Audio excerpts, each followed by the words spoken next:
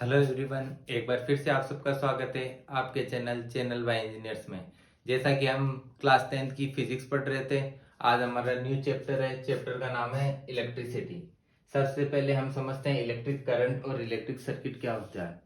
तुम सब जानते हो कि इलेक्ट्रिक करंट क्या होता है।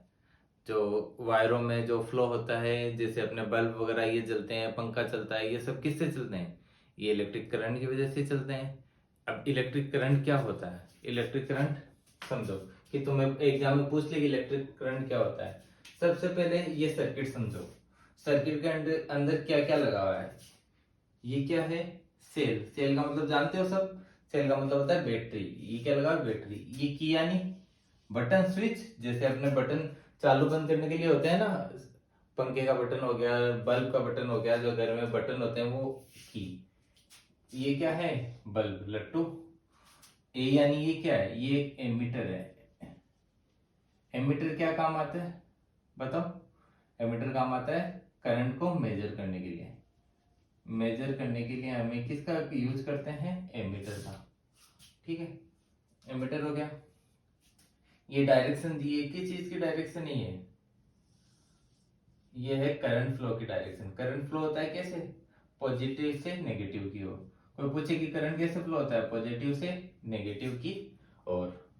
अब देखते हैं हम इसी चीज को हम थ्योरेटिकल फॉर्म में कि क्या क्या हमने सर्किट के अंदर पढ़ा। एक switch make a conducting link between, किस किस के बिटवीन? सेल। सेल यानी बैटरी और बल्ब के बीच में। यदि बैटरी और बल्ब को कंटिन्यूअसली एक क्लोज पाथ में जोड़ दिया जाए तो ये क्या हो गया? Electric circuit. Of an electric current is called electric circuit.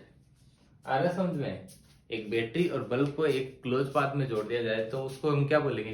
Electric circuit. आगे क्या लिखा? In a electric circuit the direction of a electric current is taken to be opposite to the direction of flow of electron. ये चीज हमेशा याद रखना है क्या, कि इलेक्ट्रिक करंट की डायरेक्शन किसके ऑपोजिट होती है? नहीं आया समझ में? ये समझो कि इलेक्ट्रिक करंट की जो डायरेक्शन होती है वो इलेक्ट्रॉन के जस्ट ऑपोजिट डायरेक्शन में होती है। इलेक्ट्रॉन जिधर फ्लो करता है, इलेक्ट्रिक करंट उसके जस्ट ऑपोजिट डायरेक्शन में फ्लो करता है। जैसे हमने देखा अभी कि इलेक्ट्रिक करंट किधर फ्लो करता है? पॉजिटिव से नेगेटिव की ओर। तो इलेक्ट्रॉन किधर फ्लो करेंगे? नेगेटिव से पॉजिटिव की ओर। मतलब जस्ट ऑपोजिट डायरेक्शन में फ्लो करता है इलेक्ट्रॉन। ये आगे समझ में? इलेक्ट्रॉन के फ्लो या चार्ज के फ्लो की वजह से ही करंट फ्लो होता है। करंट फ्लो होने का मेन रीजन क्या है? क्योंकि जैसे हम क्लोज पाथ बनाते हैं तो इलेक्ट्रॉन फ्लो होना स्टार्ट हो जाता है। बैटरी से इलेक्ट्रॉन निकलता है और सर्किट में फ्लो होना स्टार्ट हो जाता है। और जैसे इलेक्ट्रॉन फ्लो होता है तो इलेक्ट्रॉन के ऑपोजिट डायरेक्शन में करंट फ्लो होना स्टार्ट हो जाता है। आई थिंक आपको ये बात समझ में आई होगी।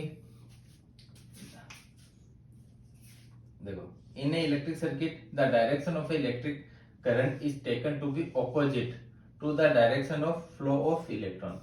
मतलब देखो कि यदि करंट फ्लो कर रहा है पॉजिटिव से नेगेटिव, तो इलेक्ट्रॉन कैसे फ्लो करेंगे? नेगेटिव से पॉजिटिव की ओर। इलेक्ट्रॉन ऐसे फ्लो करेंगे। इलेक्ट्रॉन का डायरेक्शन क्या होगा? नेगेटिव से पॉजिटिव की ओर। आया समझ में? इसके बाद आगे जो नेट चार्ज होता है उसको हम क्या बोलते हैं? क्यू। चार्ज को हम किससे डिनोट करते हैं? क्यू से।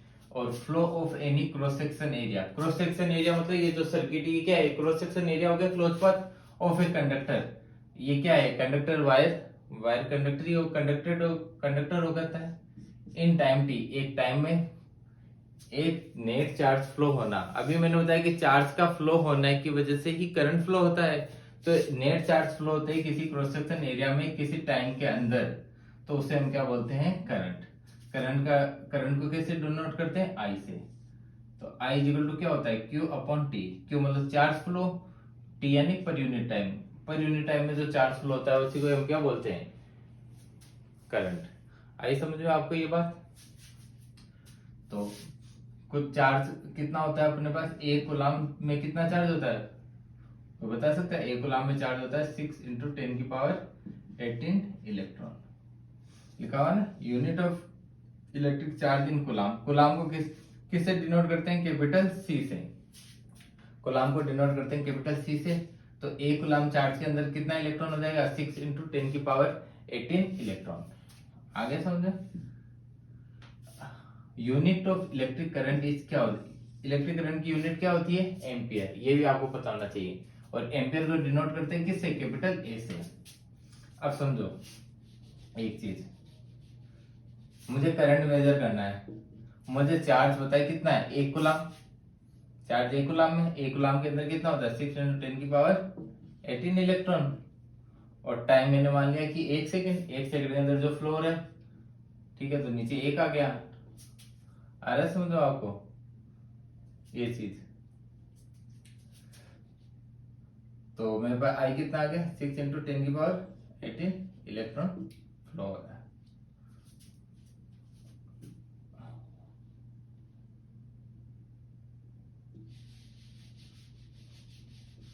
ठीक है, 1 कूलम चार्ज हो गया।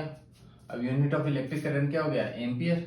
और 1 एम्पियर क्या होता है, constitute by the flow of 1 coulomb charge of a per second. अभी लिखा मैंने कि 1 कूलम चार्ज जो कि होता है 6 × 10⁻18 इलेक्ट्रॉन और 1 सेकंड यानी 1, तो ये क्या हो गया, 1 एम्पियर की डेफिनेशन।